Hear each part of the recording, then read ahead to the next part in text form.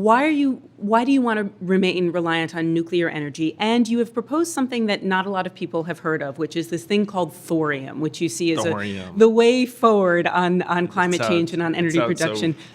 So science fiction. It does sound so science fiction-y, and I guarantee you a lot of our listeners will not have heard of it. Can you briefly just explain what is thorium and why does it go part of the way toward helping with climate change?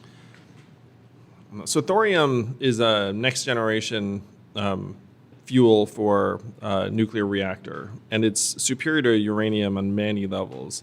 One is it's not intrinsically radioactive on its own, so that's great. Two, you can't make weapons out of it. So that's which is true. That's a real thing. And yeah. You said it offhandedly, but I was researching thorium this morning, and yes, it is not used for nuclear weapons. Yeah.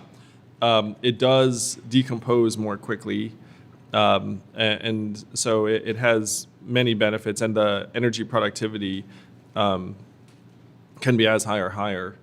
And so why haven't we done it? I mean, we need to invest in these next generation nuclear reactors, and there's been a lot of angst about proceeding in this direction. To me, if we're in a crisis, which we are, then you have to consider every alternative on the table, and thorium and nuclear has to be at least on the table in my mind. If we get it right, it could be a tremendous boost in moving us towards more sustainable forms of energy and like reducing our reliance on fossil fuels and things that are speeding up climate change. So I'm excited about the potential. Some of the people I've spoken to are also excited about the potential.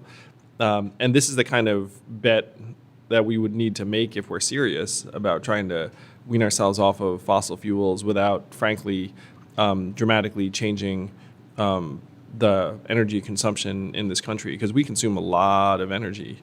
And I think we can get there, but we can only get there if we're willing to consider every alternative.